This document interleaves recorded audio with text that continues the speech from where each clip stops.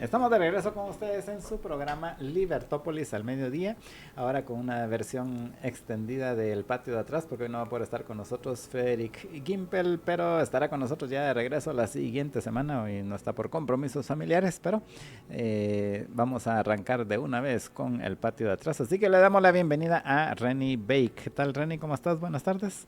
Muy buenas tardes, Jorge. Saludos a todos nuestros oyentes aquí celebrando la primera medalla de oro olímpico de Guatemala y muchísimas gracias a Adriana Ruano por este gran obsequio para el país. Felicitaciones y el día viernes me imagino que con Rafa Flores vas a estar hablando del tema extendidísimo. Sí, porque ya van dos y todavía hay posibilidades de más de alguna medalla. Hoy en la noche precisamente marchan los primos Barrondo, Eric Barrondo y su primo.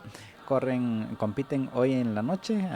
Entiendo que a las 11:30 de la noche empieza la competencia, o sea, a las 11:30 de hora de Guatemala. Y también la semana entrante pues está Luis Grijalva en los 5.000 metros planos, si mal no estoy. Así que, y hay otros competidores que también podrían tener alguna posibilidad de estar en los De primeros rascar, lugares. exacto, de rascar otra medalla olímpica. Así es, así que pues estamos muy felices y contentos de estos logros de los guatemaltecos deportistas. Pues sí, Jorge, es de felicitar, cosas buenas para poner en alto el nombre del país.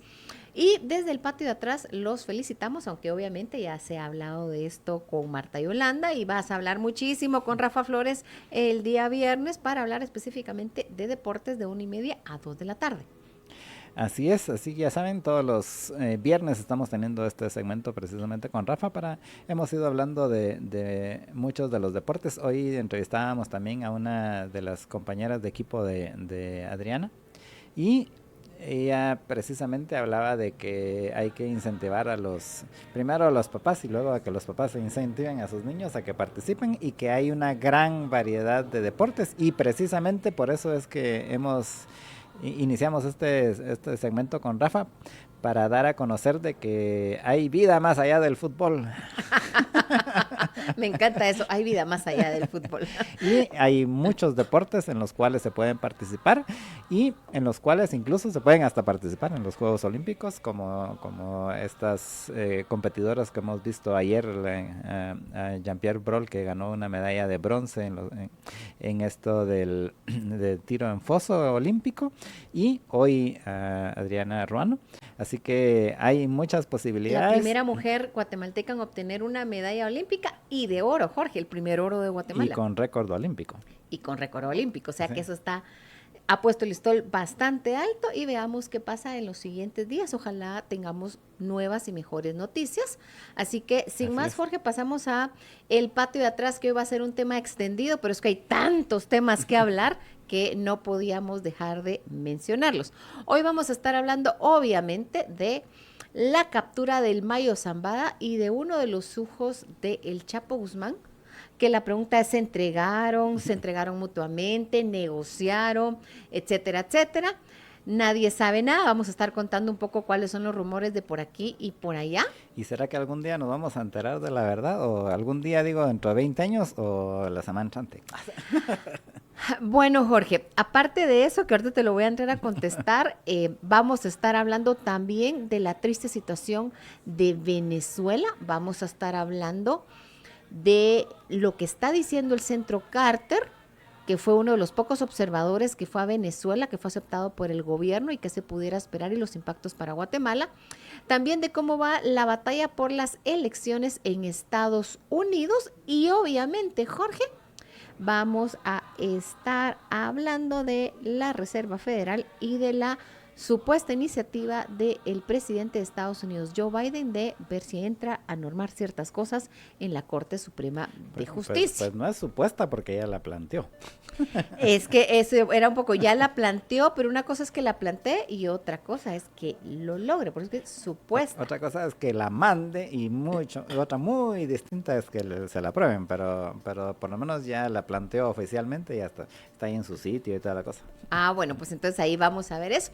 Sin más, Jorge, ¿por dónde quieres que comencemos? Bueno, planteó de cuáles eran las propuestas que iba a proponer. No está el texto así ya de la propuesta per se. Hago la salvedad, pero sí plantearon así cuáles son los tres temas de los que quieren. Pero realmente es algo muy difícil. Bueno, no me voy a extender porque vamos a hablar más adelante de eso. Así que entrémosle al tema de los narcos capturados, secuestrados, entregados. ¿Qué dicen las malas luengas? Bueno, para comenzar, ¿quién es el Mayo Zambada? El Mayo Zambada es, junto con el famoso, tristemente, Chapo Guzmán, el cofundador del cartel de Sinaloa, que hoy por hoy él es el cartel más grande a nivel mundial, viene desde los años 80 y nunca había pisado la cárcel. O sea, siempre se les había arreglado para esconderse, para que nunca lo atrapara. Era una leyenda. Tenía más de 40, casi 50 años de estar en el negocio, entre comillas, y nunca lo habían atrapado. Él era una persona que vivía entre las montañas de Sinaloa, las montañas de México, moviéndose de un lado para el otro, y nunca lo habían atrapado, Jorge. Y de pronto tú miras la noticia, hey, lo arrestaron o se entregó en Estados Unidos, en un avión que aterriza en Estados Unidos, junto con uno de los hijos de el Chapo Guzmán, Joaquín Guzmán, de los hijos mayores, el puro hermano de Ovidio, que fue arrestado en Estados Unidos y arrestado y extraditado hacia Estados Unidos. Entonces uno comienza a decir, ¿y aquí qué pasó? Pues mira, hay un montón de teorías, desde la teoría que el Mayo Zambada, que está enfermo, tiene 76 años, se puso a negociar con los estadounidenses su entrega, hasta que los chapitos le pusieron una trampa y lo entregaron para vengarse que el hijo del Mayo Zambada había sido testigo en el juicio del padre de los chapitos, el Chapo Guzmán. Así que eso parece Juego de Tronos, novela, etcétera, etcétera. Nadie sabe exactamente qué pasó. Excepto que Bueno, el Mayo sí saben, Zambada fue arrestado, nadie sabe públicamente, Mayo Zambada fue arrestado. Pero algunos sí saben qué pasó. El Mayo fue arrestada junto con uno de los hijos del Chapo Guzmán, el hijo del Chapo Guzmán, Joaquín Guzmán, ya se presentó ante una corte de Chicago, se declaró inocente. También el Mayo Zambada, que está diciendo que lo llevaron obligado, que lo secuestraron, etcétera. Yo me pongo a pensar, ¿cómo así? Pero si esa gente suele andar con 5 camiones de guardaespaldas, ni siquiera carros, un montón de guardaespaldas, ¿cómo es que un viejo zorro pudo haber sido atrapado, caído en una trampa? Uno se queda así como en el aire. Públicamente nadie sabe qué sucede. Lo que sí te puedo decir es los rumores y los temores que se creen. La mayor parte de los expertos en estos temas dicen que el Mayo Zambada, de acuerdo a declaraciones de su hijo, se gastaba $1 millón mensuales en mordidas solo en México. Y que obviamente un montón de políticos y funcionarios mexicanos y también gente de distintos sectores están preocupados. Incluso habían rumores que casualmente el mismo día que arrestan al Mayo, asesinan a un exrector de una universidad en Sinaloa, que también era político electo del PRI. Y decían, miren, o sea, y que había tenido que ver con el ascenso de la conocida como la Chapo diputada, que había sido una novia del Chapo, que había terminado siendo diputada, etcétera, etcétera. Así como, ¿será que solo los mafiosos están preocupados? Bueno, no solamente los narcos, también todos los personajes de distintos sectores que están involucrados o que tuvieron relación con el Mayo, porque al final, si tú fundas un cartel y lo gobiernas durante 40 años, de los 80 para acá, ¿cuántos políticos, con cuánta gente de distintos sectores te habrás sentado, habrás negociado y con cuántos lavadores te habrás sentado a platicar en esos 40 años?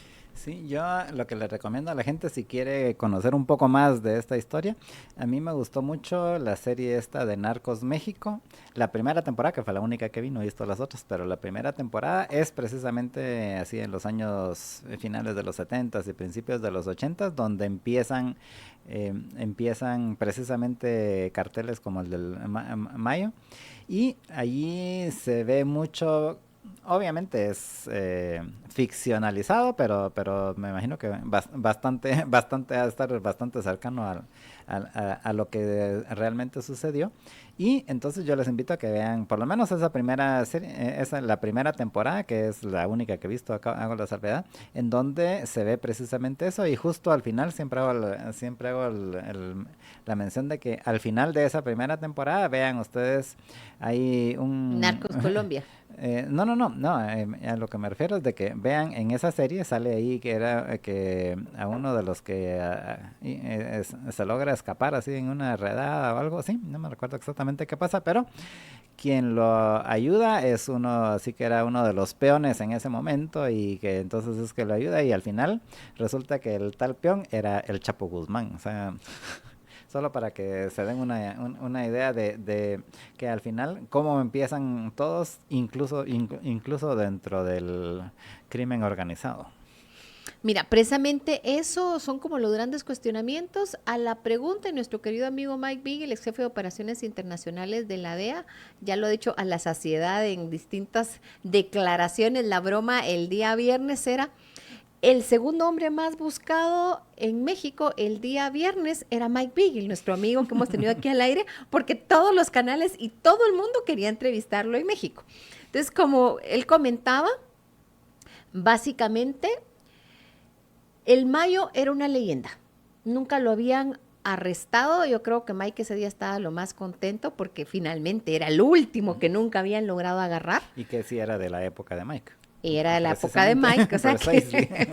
Y el Mayo al final era una leyenda. Lo que se está discutiendo son dos cosas. Uno, que se ha terminado la transición generacional de los viejos capos, leas el Chapo y el Mayo, a la nueva generación que son los chapitos. ¿Y quién o quiénes van a tomar el espacio del Mayo Zambada? Es la gran pregunta. La pregunta que le hacían a Mike en varios lados era, bueno, ¿y eso va a tener efectos? No en el flujo realmente de drogas hacia Estados Unidos, sí en la división de poderes y en la forma. Y la gran pregunta y el temor es si van a entrar en una pelea por las plazas o los lugares donde trasiegan droga estos carteles, o sea, si el cartel de Sinaloa se va a dividir la parte del Mayo Zambada y la parte de los Chapitos, o van a hacer una transición donde no va a haber sangre, porque ahí este cartel de Sinaloa no solamente está en México, sino que está hasta en España, o sea, es una transnacional, y cómo funciona es una transnacional. Entonces, la gran pregunta, Jorge, es uno, ¿cómo se va a reacomodar el poder en ese cartel? Dos, ¿va a haber sangre? ¿No va a haber sangre? Y tres, por supuesto, ¿será que el Mayo va a cantar? ¿O será que Joaquín Guzmán va a cantar? ¿O si Ovidio, que ya lo habían extraditado, se volvió testigo protegido porque no aparecía donde supuestamente estaba, sino que lo movieron de cárcel, así que es como que testigo protegido? Y la gran pregunta es, ¿a quién o a quiénes pueden entregar o qué información pueden negociar?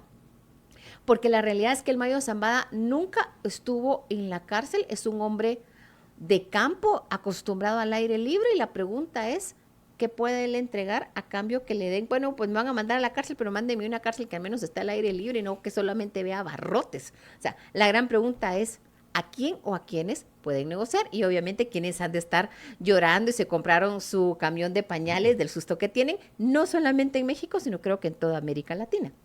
Sí, que hicieron negocios con el Mayo. Sí, que una de las razones precisamente por las cuales pienso que no lo habían, o supuestamente no lo habían podido capturar, es porque a diferencia de la mayoría de narcos, él siempre mantuvo un bajo perfil, ¿no?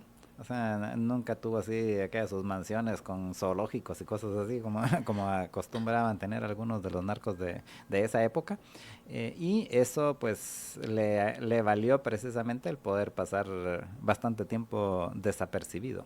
No era un hombre que exhibiese su dinero, así que no dejaba muchos rastros, vivía en la sierra, de una forma entre campesinos, no tenía media docena de amantes o 5 amantes que las volvía diputadas o un reguero de hijos con distintos lados. O sea, era muy difícil que, por lo menos que se sepa, o sea, era muy difícil rastrearlo porque literalmente vivía en sus montañas.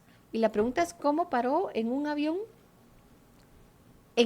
camino que supuestamente iba para la frontera? Unos dicen que iba para Chiapas, otros que iba a la frontera con Estados Unidos para ver unas pistas de aterrizaje, y cómo es que termina en Estados Unidos. O sea, ¿cómo se sube un hombre que estaba acostumbrado a estar en la sierra, en la montaña, a un avión y termina en Estados Unidos? Esa es la gran pregunta.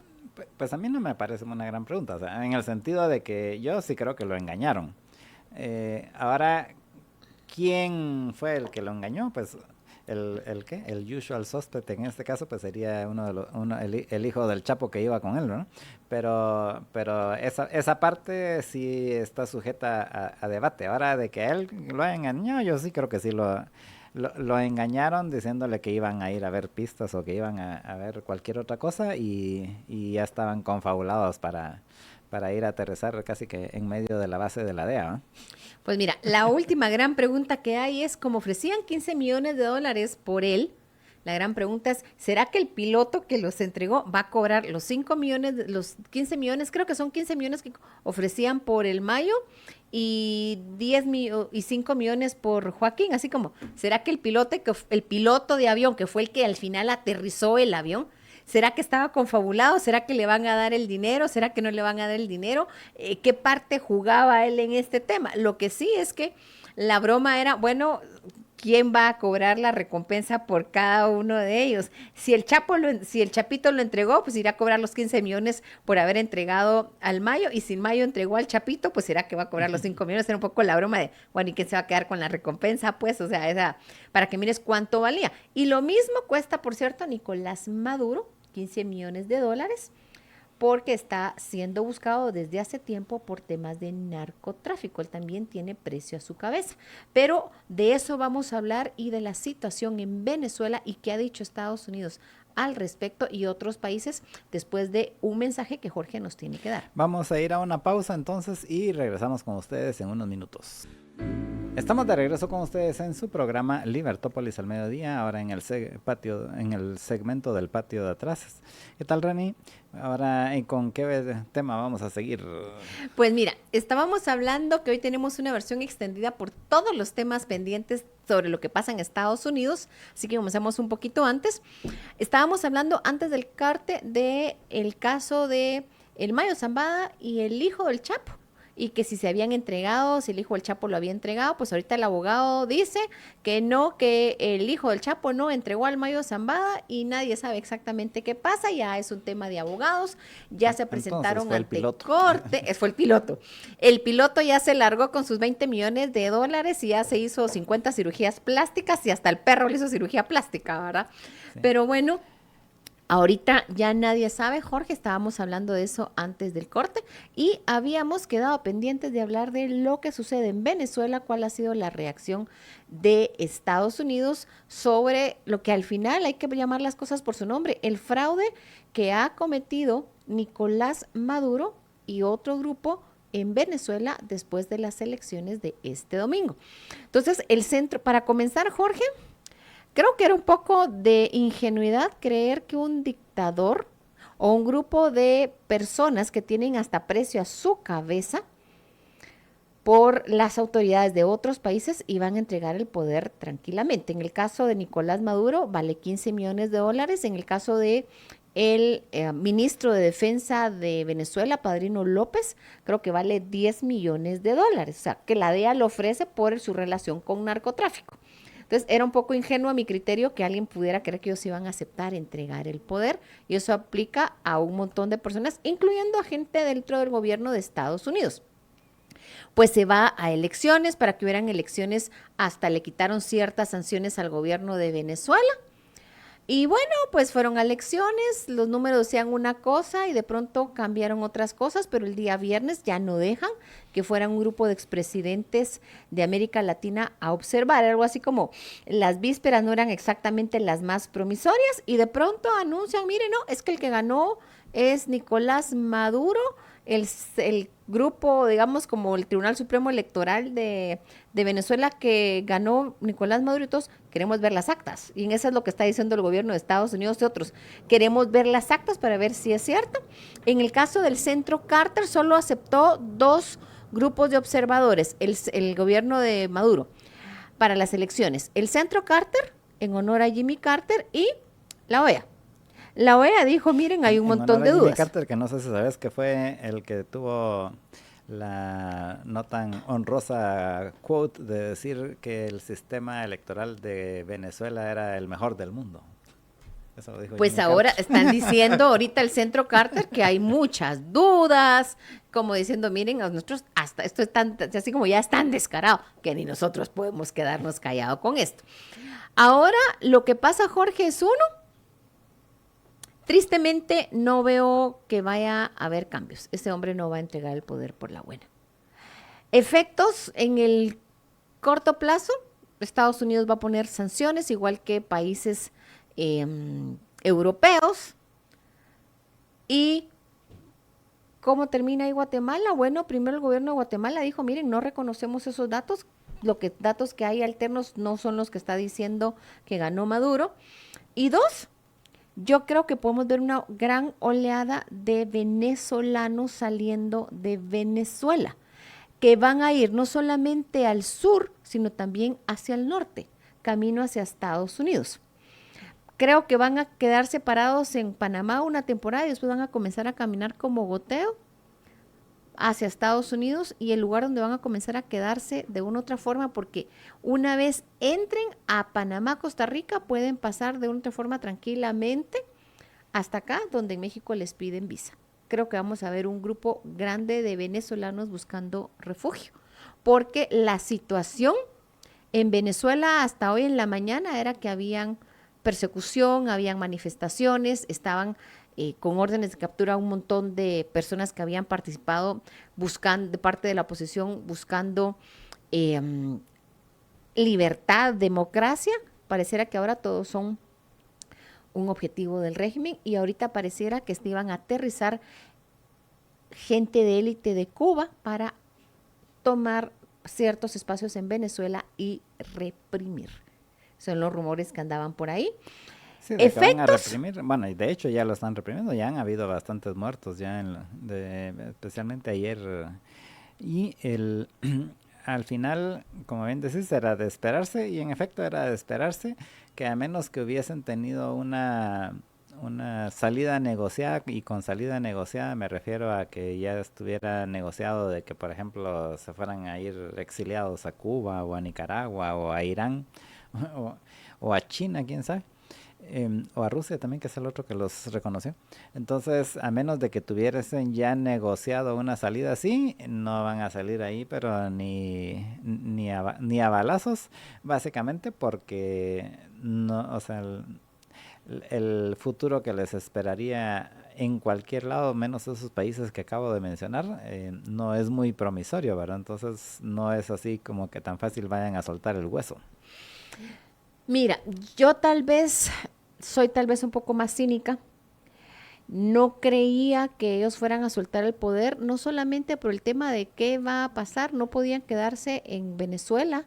Su cabeza tiene precio por su involucramiento en narcotráfico. Hay que entender que la gente que está gobernando en este momento Venezuela, no solamente un tema de ideología, no es ideología, se está hablando de gente que está involucrada en narcotráfico y quién sabe más cosas. Y detrás estaban los intereses de Rusia y de China, que están interesados en el petróleo y en toda la cuenca de, creo que se llama el río Orinoco, nunca logro recordarme bien del nombre del río. Así que ahí hay más intereses que solamente un tema de elecciones o de democracia. Y honestamente, yo no creo que se vayan a ir por la buena. No, por la buena no se van a ir. El problema es qué tan mala puede ser la mala, porque porque en estos días pues ha habido bastantes manifestaciones, y sí es mucha gente, o sea, pero al final dependerá básicamente de las Fuerzas Armadas, porque al final son los que tienen las armas, y en estos casos pues lo que vale es quién tiene las armas.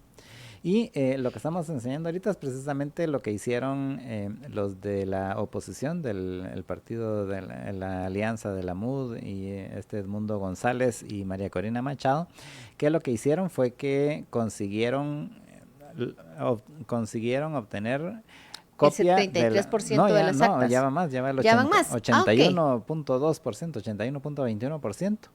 Y en eso es lo que tienen. Ahí pueden entrar ustedes al sitio. Voy a poner la dirección al sitio para que puedan ustedes revisar. Ahí están están todas las actas y se pueden revisar, tienen su hashtag y toda la cosa. Ahí están todas bueno, no todas las actas, están el 81.21% de las actas y en esas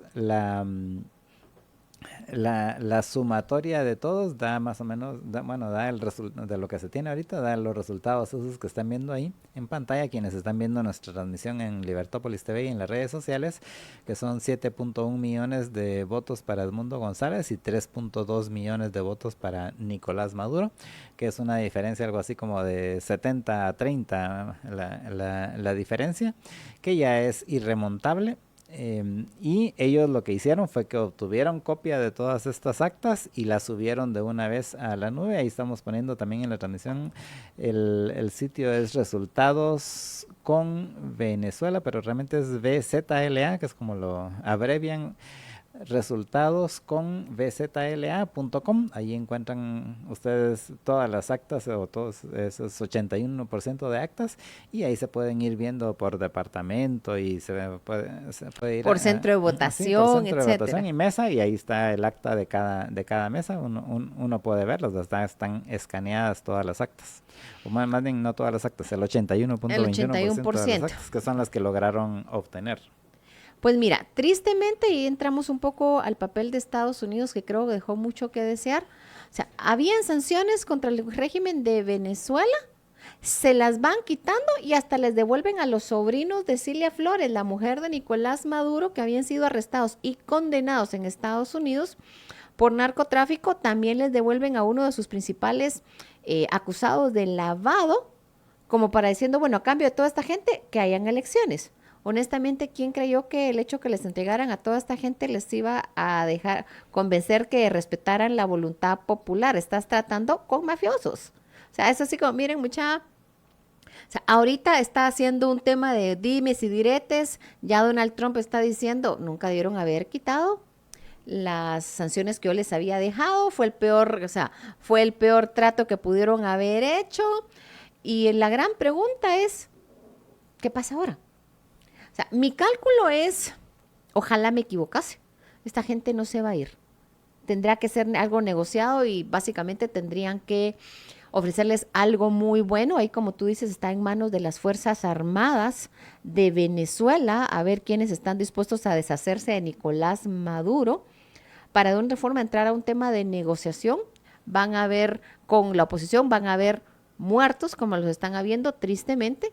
Y si eso no se resuelve, Jorge, yo creo que a la vuelta de un mes, mes y medio, vas a ver una ola mucho más grande de migrantes refugiados, en este caso, intentando llegar a Estados Unidos. Y yo quiero ver ahí entonces a toda la gente del Departamento de Estado llamando al gobierno de Guatemala, ¿vos qué estás haciendo? O sea, Trump está diciendo que nosotros generamos este problema y tenés que pararlos porque tenemos elecciones en noviembre. ¿Y qué hacemos? ¿Y qué hacemos? Que esa es la gran pregunta. O sea, la gran pregunta es los efectos de segunda y tercera, o sea, los segundos y terceros efectos de esta situación. Porque lo que está pasando en Venezuela va a tener un efecto de más refugiados inmigrantes en Colombia, yendo a América del Sur, pero también intentando llegar a Estados Unidos en año electoral. Yo quiero ver eso, yo quiero ver cuánto va a decir Donald Trump al respecto.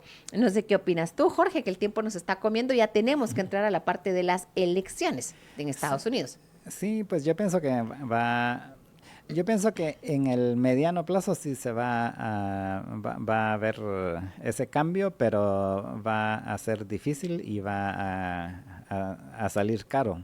Y caro me refiero en esfuerzos, sacrificios y vidas, ¿no? Lamentablemente, pero al final es la única forma en la que salen los dictadores.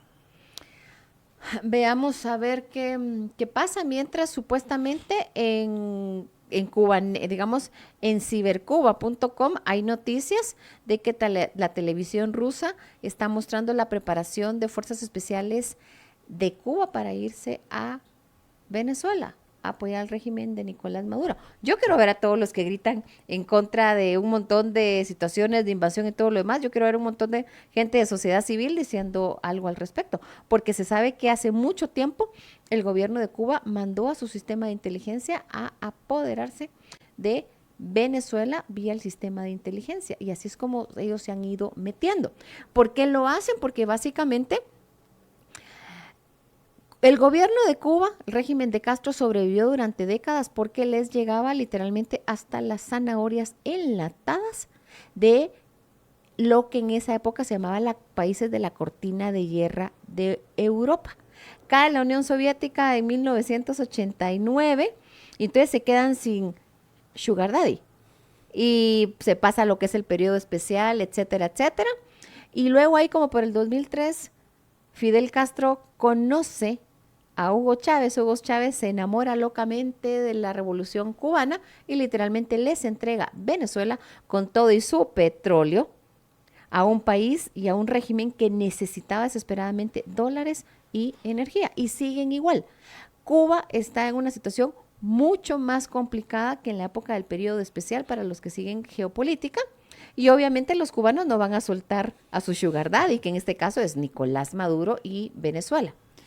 Así es, así que la situación está complicada y esperamos que lo logren resolver. Han habido, no sé si viste un video donde supuestamente estaba un general del Comando Sur y un general colombiano hablando con relación a este caso, pero no sé qué tanta credibilidad darle todavía.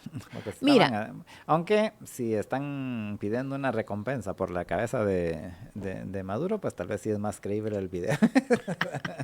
mira, en este tema yo lo que te diría, hay que esperar. La realidad es que ahora lo que le están recordando a muchos venezolanos es la cabeza de Nicolás Maduro vale 15 millones y la de Padrino López 10 millones. Algo así como de pronto alguien se anima y esa es como que la salida que están ahorita hablando. Hay que recordar, Jorge, que en esto todo y nada puede pasar. Mira el caso de otro tema, vámonos ahorita a Medio Oriente. En menos de un día los israelíes encontraron la forma de cancelarle la partida de nacimiento al segundo de Hezbollah como castigo por el ataque donde desgraciadamente murieron 13 niños que estaban jugando fútbol en Israel, en una ciudad, o sea.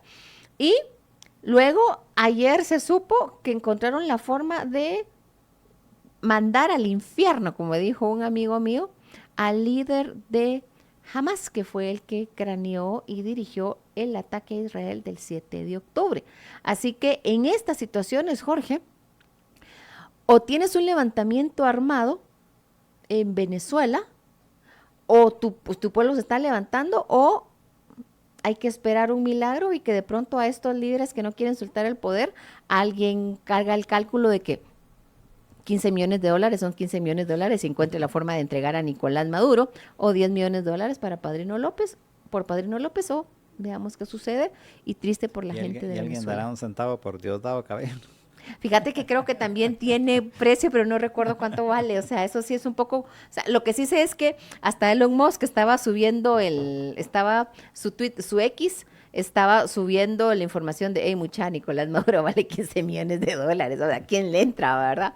Obviamente ellos lo saben y tampoco se van a poner fácilmente de blanco, pero ahí también es un juego geopolítico a nivel global. Veamos qué pasa, triste por el pueblo de Venezuela, Jorge, y obviamente lo que pasa en Venezuela va a ser un tema de las elecciones en Estados Unidos. Nos quedan 5 minutos para hablar de lo que está sucediendo. La última semana, una vez se sale Joe Biden diciendo que él ya no va a correr para la reelección, Kamala Harris, su vicepresidenta y su delfina ungida, se las arregla para que literalmente todos de la élite o de la burocracia demócrata digan sí, la vamos a apoyar, no va a haber discusión, ella va a ser la ungida. Se esperaría que de aquí al 7 de agosto hagan la nominación y que ella vaya el 19, el 20 de agosto a Chicago ya como la nominada para ser candidata presidencial. La gran pregunta es, ¿a quién va a elegir de vicepresidente? sea, de candidato vicepresidencial, porque ahí puede estar que gane o no gane. Cuando tú miras las encuestas, en general están cabeza con Donald Trump. Cuando tú haces la diferencia de más menos el margen de error, o sea, ahí todo y nada puede pasar. Un candidato vicepresidencial le puede sumar votos, se le puede restar votos, pero la realidad, Jorge, es que hay que estar mirando estado por estado los votos electorales y obviamente cómo estarán las encuestas para controlar la Cámara Alta y la Cámara Baja, porque ahí se le puede poner límites a cualquiera de los dos contendientes si ellos llegan a ganar. Si controla el otro partido al menos una de las dos cámaras, ahí ya se pone balance de poderes. Sí, que es una de las principales preocupaciones, pienso, de los demócratas, que si logran ganarle a Donald Trump, pues será la guinda del pastel, pero realmente su preocupación principal es qué pueda pasar en el Congreso y cómo hacen para asegurarse por lo menos la mayoría o en una de las cámaras, ¿verdad? Porque básicamente necesitan tener la mayoría en una de las cámaras para, en caso de que Donald Trump ganara la presidencia, poder bloquearle muchas de las propuestas que haga, ¿verdad? Entonces pienso que ahorita su preocupación principal no es tanto que gane Kamala Harris, que repito, eso sería la guinda en el pastel para los demócratas, sino que pierdan los republicanos el control de por lo menos una cámara. Es que ese es el tema. Acuérdate que hablábamos la semana pasada que los republicanos, en este caso Donald Trump, tienen una propuesta que se llama América 2025, que creo que es como la lista de todas las cosas que quieren desarmar, a la cual le tienen pánico los demócratas, y esa agenda la pueden avanzar.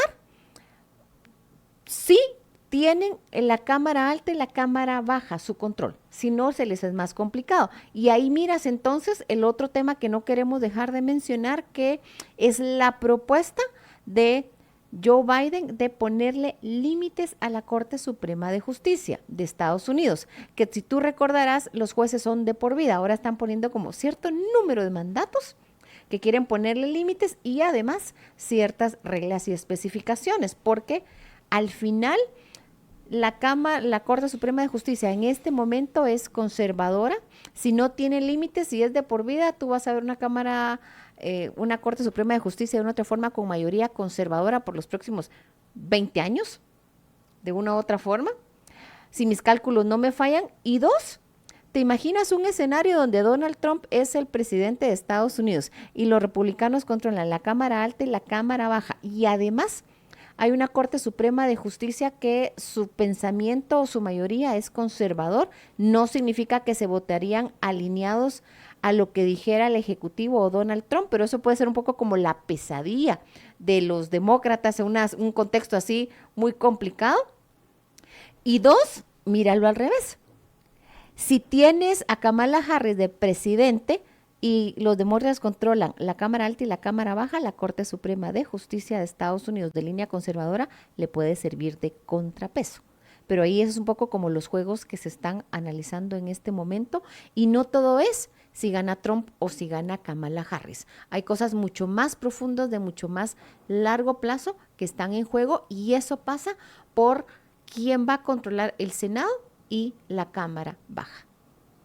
Sí, al final allí está el meollo del asunto, y en general en las propuestas que hace Biden, pienso que sí sería factible e incluso aconsejable una de ellas, que es la de que no que los presidentes sí sean responsables de lo que hacen mientras están en el Ejecutivo. Y ahora las otras dos, el de este código de ética con presiones, y el de los límites a los periodos, yo pienso que al final el resultado de ambas sería politizar más la Corte Suprema, con lo cual básicamente terminarían de arruinar el sistema estadounidense, el sistema republicano de Estados Unidos. Al final, el sistema de justicia de Estados Unidos es la columna vertebral de Estados Unidos. Y Jorge, quiero hacer una mención que al tiempo nos come. voy a poner un negocio de venta de pañales para adultos. Aquí, supuestamente, elpaís.com nos está diciendo la noticia, el supuesto es que un representante de la familia Guzmán asegura que el Mayo y el hijo del Chapo se entregaron voluntariamente. Esta es la noticia del país.com. ¿Te imaginas el Mayo Zambada y el hijo del Chapo se entregaron voluntariamente? ¿A quién no van a entregar o qué información no le van a entregar a Estados Unidos a cambio de siquiera tener un espacio, una prisión en Florida y no en Nueva York? O sea, definitivamente el próximo negocio que voy a abrir es venta de pañales para adultos a domicilio, porque ha de haber mucha gente asustada en este momento si esta noticia es cierta. Y por supuesto estoy hablando muy irónicamente, pero es una broma de que ahorita toda América Latina, un montón de políticos y un montón de gente de distintos sectores estarán preocupados si esta noticia es cierta. ¿Te imaginas qué información no tendrán y a cuánta gente de qué sectores no habrán comprado, Jorge, durante 40 años? Sí. Así es, así que pues estas son las noticias de las que teníamos que hablar hoy y para variar no nos alcanzó el tiempo, aunque a pesar de que tuvimos un poco más, no nos alcanzó el tiempo para todos los temas que quisiéramos tratar, pero para eso los invitamos a que continúen en sintonía de los programas de Libertópolis y de El Patio de Atrás todos los miércoles a la 1:30 de la tarde. Gracias, Reni, por haber estado con nosotros. Muchas gracias, Jorge, y saludos a todos nuestros oyentes. Y este tema de la telenovela Mayo Zambada y el hijo del Chapo va para largo y veamos qué información iremos sabiendo. No va a ser de un día para otro, pero yo creo que ahorita más de alguno está lloriqueando del susto de pensar qué información, qué pruebas, qué videos puede entregar el Mayo y el hijo del Chapo para negociar un buen trato. Así es. Así que les damos las gracias a todos por su sintonía y los invitamos a que continúen con los programas de Libertópolis. Pasen una muy feliz tarde y nos escuchamos mañana.